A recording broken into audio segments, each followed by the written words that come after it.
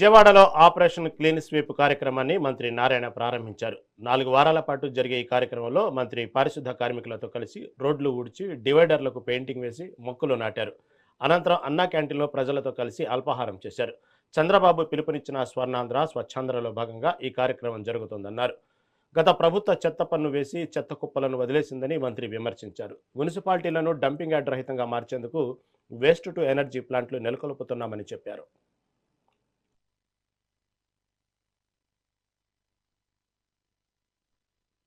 ఒక నెల పాటు అంటే 4 వారాలు ఈ కార్యక్రమం చేయాలని ఈరోజు మున్సిపల్ శాఖ నిర్ణయించి ఈరోజు ప్రారంభించడం జరిగింది. ఇది 4 వారాల పాటు ఈ కార్యక్రమం జరుగుతుంది.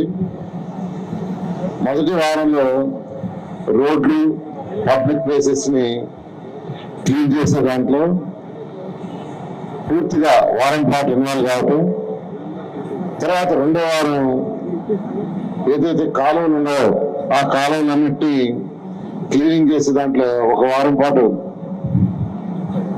పబ్లిక్ కూడా ఇన్వాల్వ్ కావటం, ఇక్కడ మెయిన్ గా పబ్లిక్.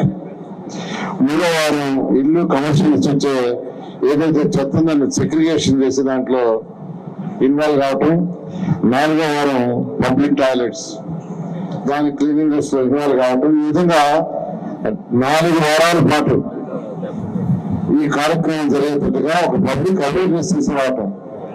ఎందుకంటే శానిటేషన్ బాగుండాలంటే కేవలం ప్రభుత్వం ఒకటే కాదు, ప్రజల భాగస్వామ్యం కావాలి, ప్రజలందరూ ఇన్వాల్వ్ కావాలని స్వయాన మన ముఖ్యమంత్రి గారే స్వచ్ఛంగా కార్యక్రమాన్ని ప్రారంభించి 2024 అక్టోబర్ 2వ తేదీ మచిలీపట్నంలో స్టార్ట్ చేశారు. ప్రతి 3వ శనివారం వారు ఒకరోజు యాక్చువల్ గా దీనికోసం స్పెండ్ చేస్తున్నారు. ఒక నెల పాటు అంటే 4